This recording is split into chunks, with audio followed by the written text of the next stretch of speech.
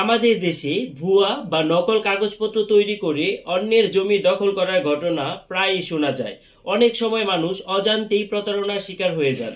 আবার অনেক সময় পরিবার বা আত্মীয়দের দ্বন্দ্বে থেকেও এমন অপরাধ ঘটে। প্রশ্ন হচ্ছে, ভুয়া দলিল করলে কি শাস্তি? আর কেউ যদি ভুয়া দলিল তৈরি করে আপনার সম্পত্তি হাতিয়ে নেয় বা আপনাকে উচ্ছেদ করতে চায়, তাহলে আপনার করণীয় কি? ভুয়া দলিল হলো এমন একটি নথি যা আইনগতভাবে বৈধ নয়, কিন্তু জালিয়াতি করে এমনভাবে তৈরি করা হয় যেন দলিলটি আসল মনে হয়।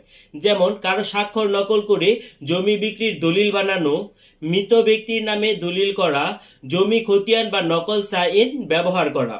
ভুয়া দলিল করলে এর শাস্তি কি? বাংলাদেশ দণ্ডবিধি পেনাল কোড 1860 অনুযায়ী ধারা 467-তে বলেছে, ভুয়া দলিল বা জাল দলিল তৈরি করলে সর্বোচ্চ আজীবন কারাদণ্ড বা 10 বছর পর্যন্ত সশ্রম কারাদণ্ড এবং জরিমানা অথবা উভয় দণ্ড হতে পারে। ধারা 468-তে বলেছে, প্রতারণার উদ্দেশ্যে জাল দলিল তৈরি করলে সর্বোচ্চ 7 বছর কারাদণ্ড এবং জরিমানা হতে পারে।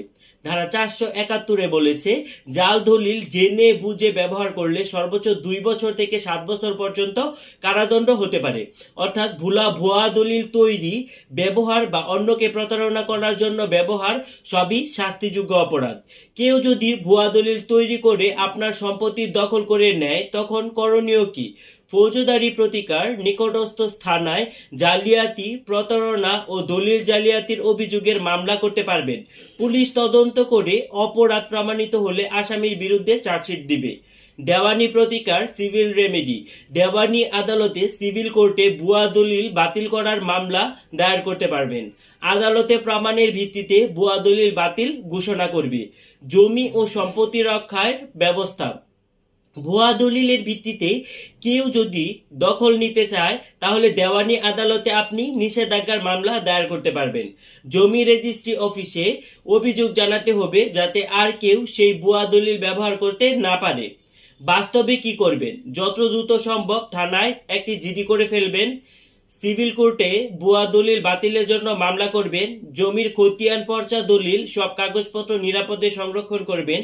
প্রয়োজনে একজন অভিজ্ঞ আইনজীবীর পরামর্শ নেবেন। আমার ভিডিওটি কেমন লাগলো সেটি অবশ্যই আমাকে কমেন্ট সেকশনে জানাবেন। আর আমার চ্যানেল ল ইনফরমার